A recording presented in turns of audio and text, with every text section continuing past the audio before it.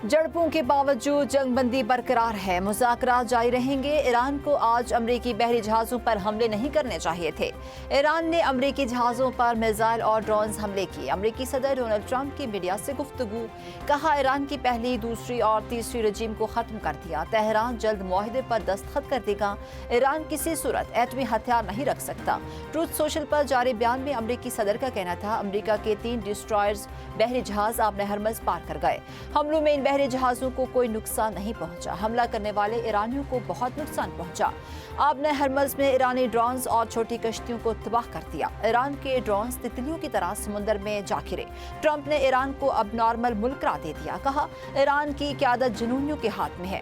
جنونیوں کو موقع ملتا ہے تو وہ جوہری ہتھیار استعمال کر چکے ہوتے، اب انہیں ایٹمی ہتھیار بنانے کا موقع نہیں ملے گا۔ ایران نے ڈیل نہ کی تو پہلے سے زیادہ شدید حملے کریں گے۔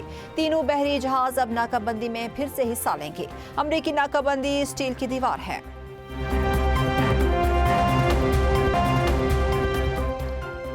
امریکہ کا ایرانی جزیرے کوشمار بندرگاہ بندر عباس پر حملہ، امریکی سینٹرل کمانڈ کی جزیرے اور بندرگاہ پر حملے کی تصدیق۔ سینٹ کام نے کہا امریکہ نے ایران کے بلا اشتعال حملے کا جواب دیا۔ ایرانی فورسز نے امریکی بحری جہازوں پر میزائل اور چھوٹی کشتیوں سے حملہ کیا تھا۔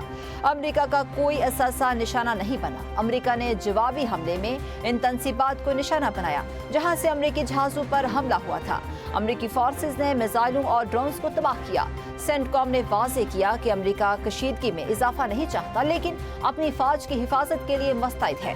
ایرانی میڈیا کی بندر عباس میں 2 ڈرونز مار گرانے کی تصدیق۔ رپورٹ کے مطابق کوشمار جزیرے میں دھماکے فضائی دفاعی کارروائی کا نتیجہ ہیں۔